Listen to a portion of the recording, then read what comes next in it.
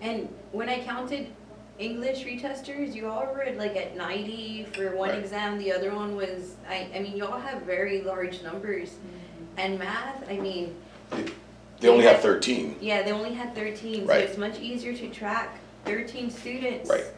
Especially when you have 3 to 4 teachers per that department versus quadruple the amount of students on the other department and then 2 exams. Right, and I'm not sure if math was gonna add, no, that was ELA. I was gonna say, I think math even added another teacher, but that's not true. It was ELA, it was just a part of my family. Anyway,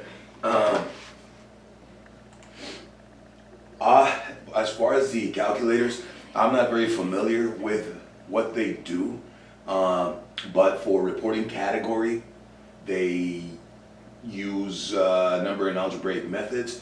The lowest performance categories for algebra are category 2, describing and graphing linear functions, equations, and inequalities, and that's what they're using these calculators for. Category 3 also showed low performance, which was writing and solving linear functions, equations, and inequalities, which again is what they're using the calculators for. And then reporting category 4, the quadratic functions and equations, and reporting category 5, exponential functions and equations. And if you look at the note at the very bottom, to correct on the maths performance on categories 2 and 3, they are now using the TI-84. I take it that's like the Terminator of calculators, plus CE, and the TI inspired for category 3 systems of equations. So they're using the different calculators to target different reporting categories. The liaison, the social workers, again, I discussed how they help us bring in students and make parental contact. And then this is a communication log.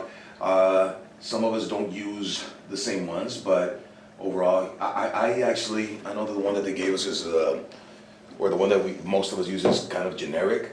I think this one works a little bit better because it's per student, and it might take a little bit more time, but I think if we keep a log of that's a little bit more detailed, I think we're better able to track their attendance and track where these kids are. Some of us know, for example, that this kid is no longer here. Frida, for example, have you seen Frida, ma'am? Do you know what happened? I called her, but She's in Mexico. She moved to Mexico. So, I think some of these things, one, we need more communication between departments, which should be facilitated by administration, obviously. Things that maybe we don't discuss during PLCs. And I think sometimes the PLCs are extended on something that is not really conducive to school improvement, but. and going back to, about No. like what happens with Frida, in the beginning of the year, we had a lot of students that were in night school, but they were on our roster, and we would call them, and one they would finally answer, like, well, why are you calling? My son goes to night school. Right. And we don't know, we're spending all this time and effort and trying to contact them, we could be getting somebody that is supposed to come here. Who is your mentor? Yeah. As the night school teacher, I do see, for example, Kevin Sosa, but yet he might appear on, or when they move these kids to night school, they still appear on our day rosters. I'm not sure how that affects attendance, because I was taking attendance during night school, so I'm not sure if they're counted absent during the day, because they're on our roster and we count them absent. But you were asking her about that because of what, ma'am? Because of what? Go ahead. I was just saying that was something that was kind of brought up to my attention What? I first started. And they're like, why are you giving these people zeros? I'm like, I don't know who they are. And they're like, no, you don't do that, ma'am. And when I would go back and I would look at my attendance, I saw that some of those, when I would count them absent, they were changed to present. And then I went ahead and I said, well, if I don't see them in the day, I don't give them a grade. They're like, no. I'm like, okay, fine, then I'll just leave it blank. But then I saw some people getting credits, and I'm just like a little bit hesitant on the whole, like, they show up to night school, but they're on my day roster, and they're still giving them credit, or I don't know if it's for funding purposes. So Well, it's just very- really, no. What I know as far as those kids that are not here during the day, they're not doing the work, so then they don't get those grades, ma'am. Oh, no, definitely. I did not give them a grade. Right. So then I wonder why sometimes they have social studies credit. So then, I mean, it takes a lot of time to go ahead and find out, like, maybe that was a class that they were registered under. But, Yeah, I've but just even then, seen at night school, sometimes- they focus on one course Yeah. only, and it takes maybe a month minimum for them to finish a course. So if they're enrolled in science and math and social studies during the day, but they've been excommunicated to whatever it is, to night school. there's just been a few situations where I submit my grades, I leave that person with a 0 or a blank, Right. and then I go back to just reconfirm that I submitted the grades and there's a 70 on there. So then I'm always very like just cautious to make sure, and I double, triple check my grade book and to make sure that, you know, truth to grading is that they went ahead and got the grade that they deserved. Right. But yeah, the whole night school, that's just, but I do like this form. I think that it makes it look fun and it's not so boring to fill it out. You know, another thing, since we were talking about, I think one of the interventions that none of us mentioned as far as when I collaborated with the other departments on this, is that, which what we were mentioning earlier, acknowledging these kids and celebrating whatever it is. This form also has their birthday, and I think maybe that, Like just call them to say happy birthday. yes, you know, even just calling to say happy birthday, you know, and for us to be conscious of so these kids feel important, you know. Having been one of these kids, man, I went through years where, you know, nobody ever said happy birthday or anything. So I think it would go a long way for these type of students.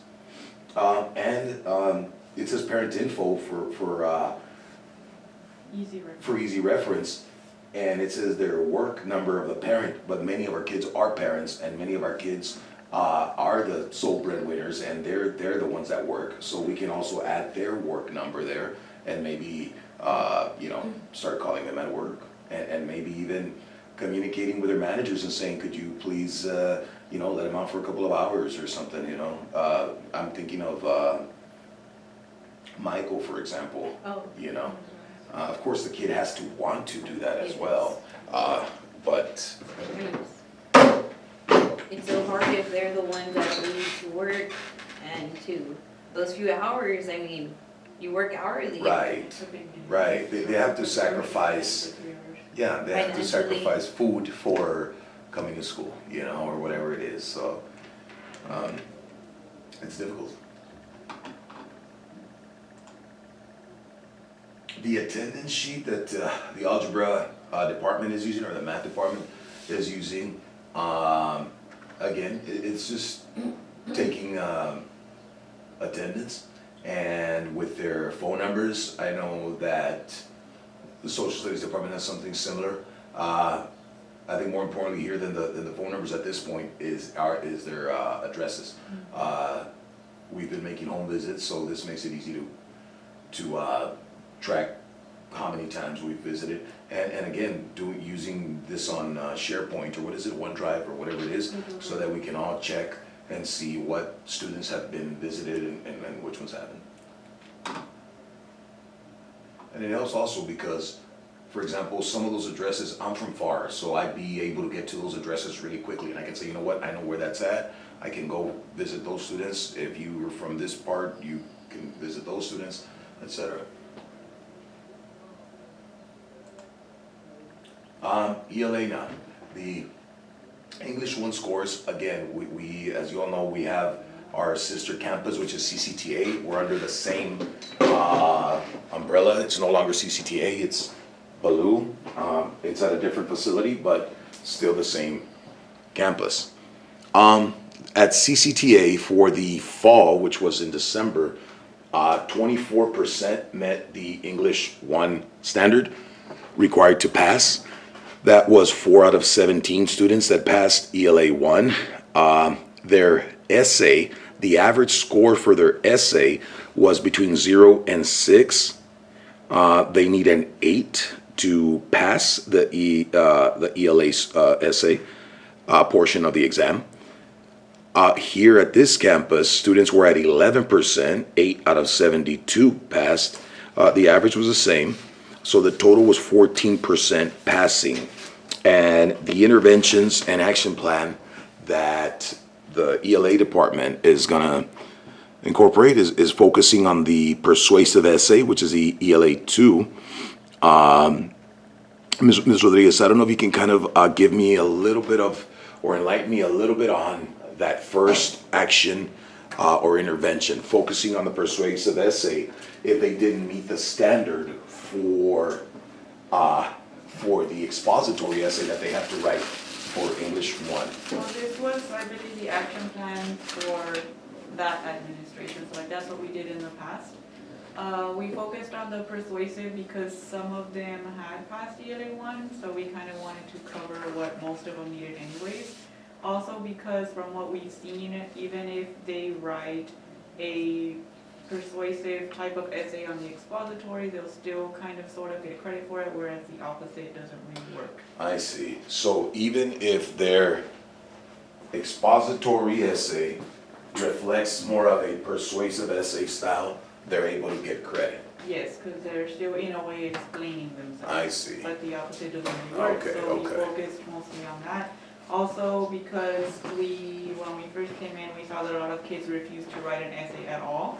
So even if they were close to passing, once they got to the essay and didn't do anything, that was what kept them from passing at all. Okay, So we saw a lot of improvement with that.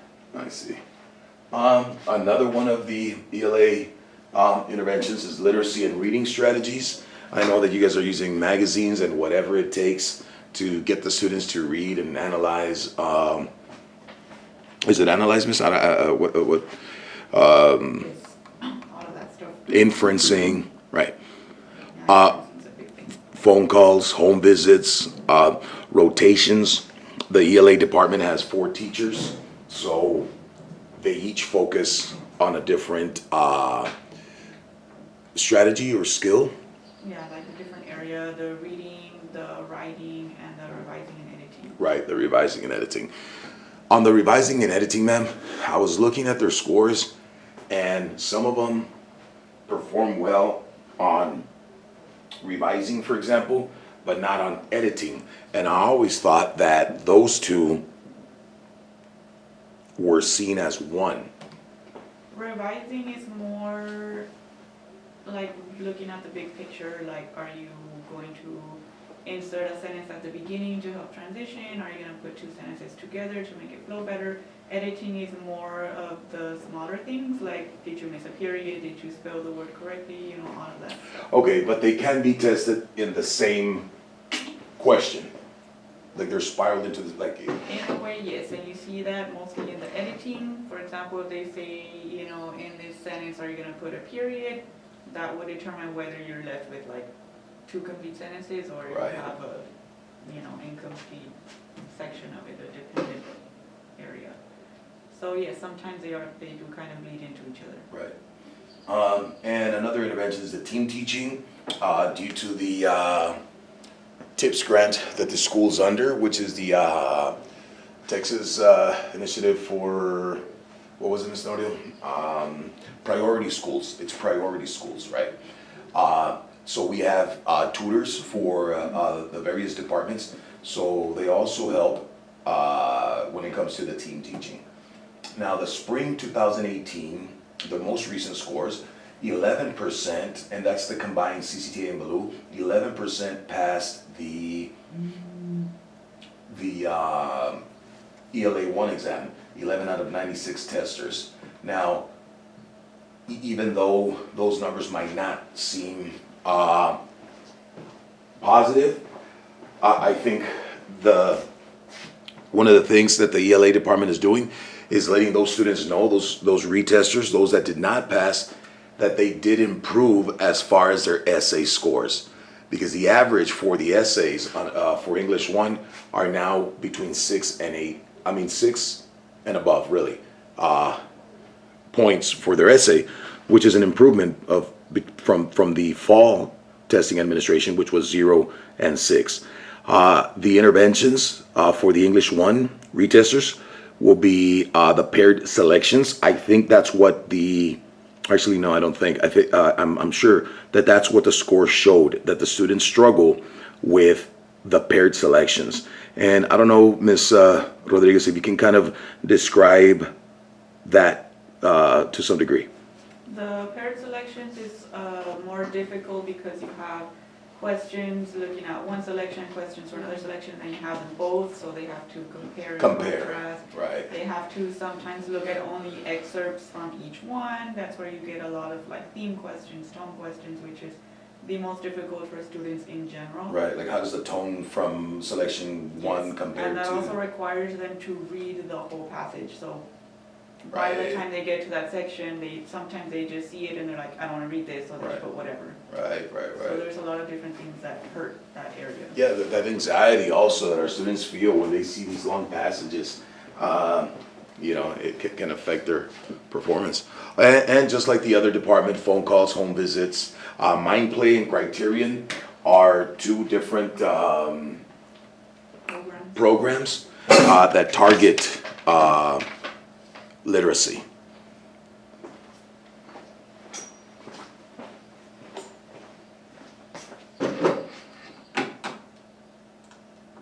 The English 2 scores, CCTA, 0% passed their ELA 2 exam, 0 out of 15 students. The average for the essay was 6 points. For Baloo, for this campus, 7.8 students, which is 8% of students passed the ELA 2 exam, which is 6 out of 76. And that was for the fall. And the interventions were similar, focusing on the persuasive essay, literacy and reading strategies, phone calls, home visits, rotations, and team teaching. The spring 2018 results were 7% total, 8 passers out of 109. But again, their essay scores, the average for their essays did increase. The interventions for these current retesters, again, across genres, paired selections, reading comprehension, phone calls, home visits, Mind Play, and criteria.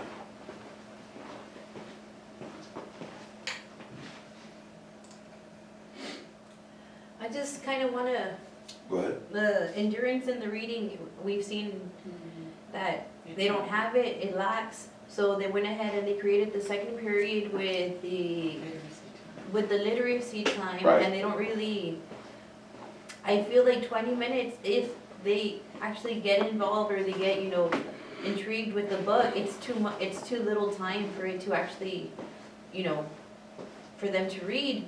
And then I also know other teachers are not doing it, they were just, so then it's it's very fatigued for the teacher, because you get tired of doing like, okay, well, I'm gonna choose these selections, this or that, and then some teachers don't even do it. So when you try to build up on it in class, oh, we don't read, ma'am, or we don't do that in class. So if literacy is an issue, we need to have a little bit more structured time, and then for them to actually do it. I remember saying like, okay, fine, we're gonna read this book. I have 10 students and they bring in 4 books. Right. Well, I think as far as the literacy time, I think one of the problems is that they just extend one class period, and extending that class period, by the time you're done with literacy time and you start instruction on your content area, the kids are already done. Yes, definitely. So it needs to be one specific period of 30 minutes somewhere in the day where the Yes. kids change and go to that class, and that class is only for literacy, like Yes. only for literacy time. And that's aside from the English language arts classes. That would be school-wide, as opposed to just tagging on 20, 30 minutes to a period where the students, especially our student population, is just gonna shut down. So I don't think it was as effective as it could have been. But these are things that we can bring up to administration for next year, you know? Yeah, I definitely agree, because then the student thinks that, well, I did work, where is my credit? Well, that work was not related to my content. Right. And they're like, well, then it And we could becomes even like, give, I'm sorry, ma'am, but I think they could even get an elective credit for that. yes. Oh, you're gonna say what, miss? Oh, sorry, and then, I don't know, but that's a really good point that you brought up with the elective credit, because some of these kids, once they already start complete, they had focused on their credits, and we see how much elective credit they're actually lacking. And then it becomes more like, oh, now I got a grad point, I'm never gonna graduate, etc. But, yeah, I definitely agree on the whole, I really do think that's a good idea. Yeah. You allocate 30 minutes. 25, 30 minutes to, that period. It's separate from all other periods, but they still get whatever elective credit that they're lacking. and they can go ahead and disconnect thinking that I'm gonna get my social studies credit because I did it in his class or her class, etc. Right. Because they're gonna be moving, and it's like, well, everybody's doing this transition, Right, because then they start saying like, well, I read, so I'm not gonna do any of your work. right. I think we just came up with an excellent idea, to be honest. No, I do. I think that would work. I think that would work. Especially when it comes from not just one department, because I know Right. sometimes when we say it, but if we collaborate and we say, look, this is as the school or our different departments, this is what we think. And if they're not reading, they don't get that credit. So they need that, they need that And elective then credit. even if we Also can't, attendance. yes, even if they can't get an elective credit, because you know how these kids that we're talking about, poverty kids, offer them one of the field trips with the grant. Like, okay, you know what? You all got to read this book. We're actually gonna go see like Right. the mission in San Antonio or Whatever it something, relevant to it. Right, I mean, so many incentives that, through the grant that these kids can get, and that would be, another, And then we can give them a reading achievement certificate for that, and then as long as it's, we'll keep it on the test. Yeah, no. Yes, I agree. I think, we just came up with a solution to some of the issues. because I see the writing has improved, so now we just gotta, The reading, right, reading comprehension. At the beginning, writing was the biggest obstacle, and I think at this point now, it's reading. And the more they read, the better they're gonna be writing, so it'll translate into that. How are the essays scored? Before this, I wasn't too familiar with how they were scoring the essays. I just remember from the way we used to do it, which was, I believe it was 1 to 4, I think is the way we were scored. That's the final score. Right, but I didn't realize that there were 2 raters rating which I think is a little more fair, I think, than just it being, I think it's more objective than subjective. You can read an essay, you might give it a 2, someone else might give it a 1, or whatever it is. So they have 2 raters. The score is between 0 to 8, is that correct? I believe so. Yes, I zero- think the zero- max is like 12, 16. But that's, oh yeah, 16. It's but 16, that's so, the right, so lowest. one rater rates it at 2, the other rater rates it at 1, that's a 3, you multiply that by 2, that would be a 6, they don't pass. So each rater needs to give the student a minimum of a 2 on the essay, so that way you add the 2 scores. For example, a 2 and a 3, that gives you a 6, you multiply it by 2, that gives you a 5, you multiply it by 2, and that gives you a score of 10, which is a passing standard on the essay. Mande, Mr. Noro. I thought you were gonna say something, okay. And this is just what I explained right now. And obviously 1 plus 1 is 2 times 2, that would be a 4. And yeah, I'm sure you guys know your basic math unless you need a I need a calculator. calculator, graphic the TI 3800 Inspire from, Luckily, they were too expensive when I took those exams, we could only afford one We class. had the yellow ones, we only got the color ones until like calculus. right. Right, right. Yeah, well, I never did calculus, but okay. So, in the essay portion of the test, again, just to amplify or accentuate that these kids, which is what Ms. Miller said, is that they're writing now. The essay part, fall 2017, 24% passed it, and in the spring, 37% passed. I think 13 percentage points is a considerable improvement in their writing. The ELA 2, 43 for the fall, 43% passed the persuasive essay, and 50% passed the persuasive essay in the spring. So what does that tell us? Again, that our students can write. Yeah, he's very excited. Or mad. The target list for ELA, the passing score, 3750. And before, again, for the essay, it's 8 points. And as you can see, the students that the ELA department is targeting are very close to meeting the passing score. If you look at the column on the ELA 1, Gabriel, for example, I don't know what the number of questions is because they factor in the essay, right? But Gabriel was at 3689, very close. So was Tanya Calvillo, Leslie Carrion, Jafet, I think, still graduated, but Arnulfo, Julio, Ruben, David, Jesus Medellin. So, I mean, it's very doable. It's very doable, and hopefully these kids are able to pass this next administration. Especially for someone like Veronica Munoz, That never really came. and then she has a score of a 10 on the essay. Right, Like, But right. it was So a couple Veronica, times and she retained all of that, like if she came more often, she'd be able to pass no problem. well, and you know, and that's one of the things that I tell the kids, look, you came maybe 8 times the entire semester and you missed it by 10, 15 points. Imagine if you just increase those 8 times to 12 times. That might be the difference, you know. And I'll mention one of those students in a bit. This is for ELA 2. The target list is actually similar.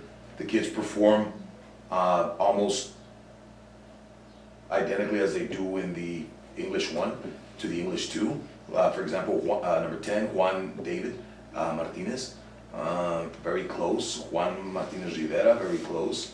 Corrine as well. Now, what I do see here on the ELA 2 essay, which is a persuasive, that these kids are better at writing a persuasive essay than an expository essay. Frank, for example, number 8, he got a 12, which is, I think, the highest that anybody got from our campus. Which means that the raters gave him a minimum of 3 each, you know, because they multiply that by 2, and that's their score. They added and then multiplied by 2.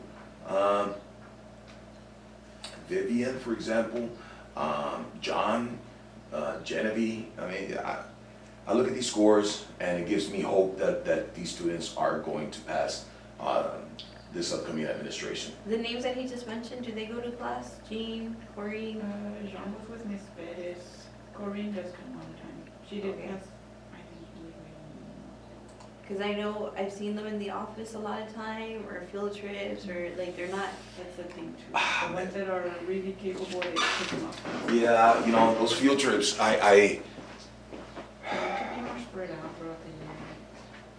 yeah, I think, again, it goes back to the grant and trying to, you know, spend that money, but it does take away from instruction, and it's a shame, but Because when they come back from a field trip, they're not very. They're not. They check receptive out. to, yeah, receptive to working, right. As far as the US history, Star EOC data, the fall 2017, 70 students tested, 26 students passed.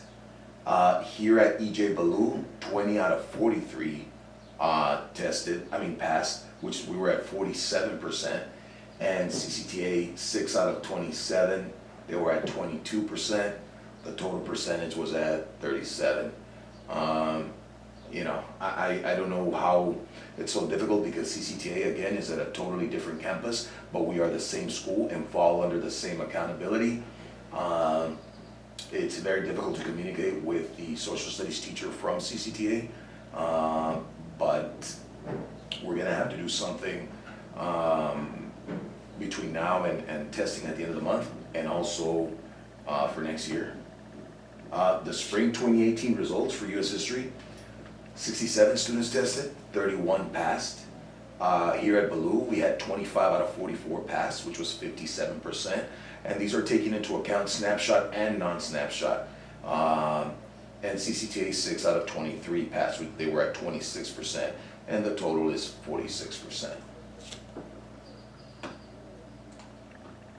Our target list, level 4 on the right side, shows those that are close to passing. Maggie Garcia, for example, and I don't know if you recall, Ms. Norio, but was she here more first semester or second semester, ma'am? She was here more second semester. She was here more second semester, right? So, I mean, she did relatively well. She's at 3,400. Eric Martinez, also very close. The passing standard is 3,500. So I think he missed it by maybe 3 questions. Tanya Calvillo, the same thing. And that's because Tanya does not receive instruction. Freddie comes sporadically, but she's very close as well. And Alondra, so I think we can get, I think all of those kids, those 5 kids can pass this June, but we need them here these 8 days. At the level 3, Valeria Trevino's at 3,300 and Elmer's at 3,338. One of the things with Elmer is that he had been coming, gets distracted a lot, but when I did tell him how close he was motivated. He did come 2 days in a row. He didn't come the last 2 days. So I think that's another student that I really need to target, or that we really need to target. On the level 2 kids, which are the ones that hardly ever come, Eduardo Cantu, I believe he's working up north. Kimberly, I hope she's not gonna be a dropout, but I don't see any. I think we've done, enough with Kimberly. I don't know what else we can do with her. She did really well on her essay too. Really? What was her For score? not coming. See? Yeah, she got a 6, which is not, Right, great, right. considering that she hasn't been here. Right, and right, considering right. how she used to write these oral work. Right. Yeah, so that means that a rater gave her a 2 and another rater gave her a 1, I think. That's what it would be. It would be 3 times 2, yeah. I think before we move on to the level 2, just on retrospect, Valeria Trevino, she was one that they went ahead and they put in the SCC classes. Yes. When she did come, she was doing very well. She got distracted with SCC, did not complete the program at STC. And now she has just lost interest, I feel, in school altogether. And some of these kids that show potential, they go ahead and they put them in college courses. But the thing is, if you've had so much time off from school and you're being put in a situation that you're not ready for, you're gonna lose your self-esteem, and then you're just gonna kind of like check out. So I feel like, if you're Prioritize. not here, yes, and we need to have like teacher approval before they go ahead. I understand if you enlist them in one course, but you're giving them a full schedule, or almost like more than one course at a different location. Right. Right. Yeah, because if she failed the course, I mean, she didn't drop it, so yeah, it's gonna affect your financial aid. Right, and some of these students are focusing on their college course